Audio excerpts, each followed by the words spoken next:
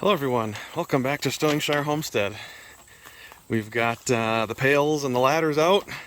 I've got mine right here. And we are off to pick our couple apple trees that we know are doing pretty well. I told Maddie when we got out of the car, I said, okay, 2 pails and a ladder. And so she grabs all 4 pails and a ladder. She must be excited to pick today. So we'll meet you at the tree and show you what we got. Here's the tree. This is Isaac's first batch of apples from his shirt.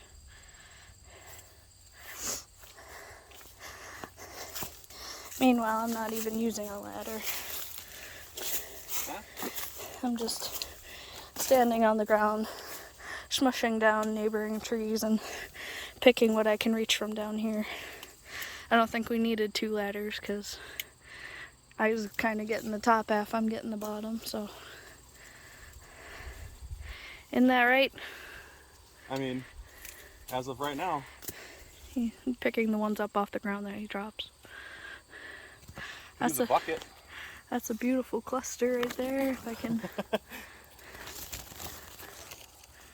Of crab apples. My shirt's almost full.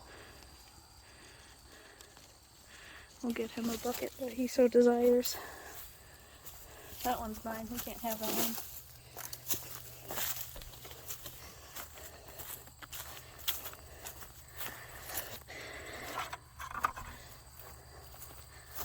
And we have enough blackberries, I don't feel bad about standing on these. I should have gone around the other way. Emma!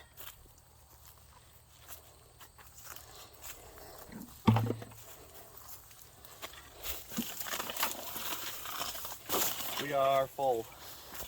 Okay, well. The apples are full, my lord. Well, you gotta bring it over here and I can only do so much. You gotta help me with it. I can't do this on my own. With one hand, I can only do so much. Okay. Need my hat back now. Well, see you later. We went about as high as we could go. And when you go up that high, you have to do it 2-handed. So you have pocket apples. I want to get us each a apple apron, I think. What is an apple apron? It's an apron with a giant pocket in it for picking apples. I didn't even know they existed until you mentioned something. So I don't know if they do. But we should invent one. If we have an apron. Yeah. And it's just with a one pocket right about here, so you can set them in. And it's just one big pocket all the way down the front. Okay, I think we got them all. So now we just pick up the floor apples. Here's what we got. Those 4 buckets. And we'll pick up a couple ground apples that fell yet. I'm trying to refine this one I saw. Yeah, right there. I missed one. See if I can bring it down to me. Sorry for the footage. I'm only so tall. See, you have to kind of pick them up because every once in a while you drop a really good one like that. Like that is a prime eating apple right there. Yeah. I'm gonna have that one right now. I mean, sure. So, not big. I would say that's a little bigger than golf ball size, but here, ready?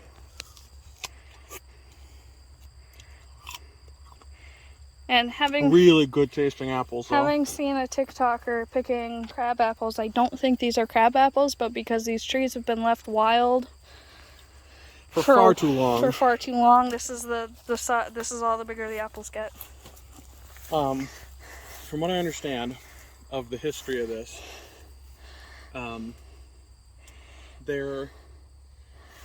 this used to be cow pasture, and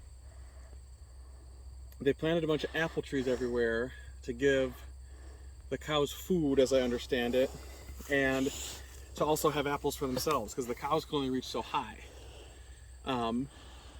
So these trees were intentionally planted here 50 plus years ago, I would say. I don't know, I'd have to ask my mom. But there are a few now that are still wild, that are still growing. Like this one in this case is being supported by another tree. That's why it's still living. And then there's another little one. You guys saw that one over yonder. It has golden apples. And there's another big one kind of over by the house. I showed you guys that in another video that also has apples. So they're not wild apples. I mean, they are now.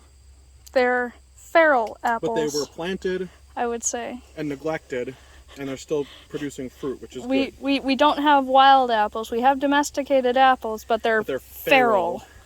Like how when you lose a cat or a dog and it's been astray for so long that it just becomes a street cat or dog and becomes feral.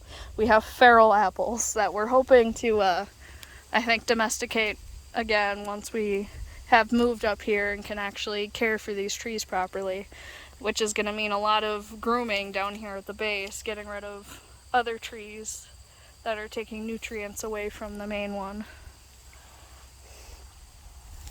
That's part of the reason why, I don't know if I showed you guys, but I put mulch around the rock. We'll take some of that mulch and we'll put it underneath this too, and that'll kind of help keep in moisture, and then it'll also protect and give this tree nutrients as the mulch breaks down. And that's also why the few apples that I found that were too far gone already, I chucked a couple that way, chucked some that way. In hopes that they grow. In hopes that the seeds get into the ground and grow up. But yes, we've got, how many pails would you say that is? We've got 4 here. No, we have 3 here. We have 2 in the, and we've got 2 in the car. Well, they're down on the so 5 house now. 5 and a little bit extra pails of apples. 5-gallon pails. Yep. And So we'll turn those into apple juice and cider. that's 25 gallons 25 gallons of apples. of that are whole about golf ball apples. size. Yeah. Uh, So we'll get these down. I would say a fair number of them are anywhere from golf ball to like, what are those mini orange, those cuties? Yeah. The mini oranges? I would say this is probably the average size right here. Little bit smaller than a golf ball, but that's pretty close to golf ball size as the average. They look really small in your hand. You get some, like that's bigger than a golf ball. And for in those my of hand, that's tiny, but for in those Maddie's of you hand, with child-sized hands, that's a good size apple.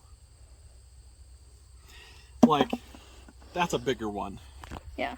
Anyway, Anyway, so we'll get these down to the front field here and we'll get them all collected up and we'll show you kind of what they're looking like and give you the full scoop on what we're doing with them next. Peace. adios. Okay, we made it to the bottom of the hill. This is our total haul from our one tree. So you guys saw these buckets. That's our quarter filled. And then this and this and this and all of that.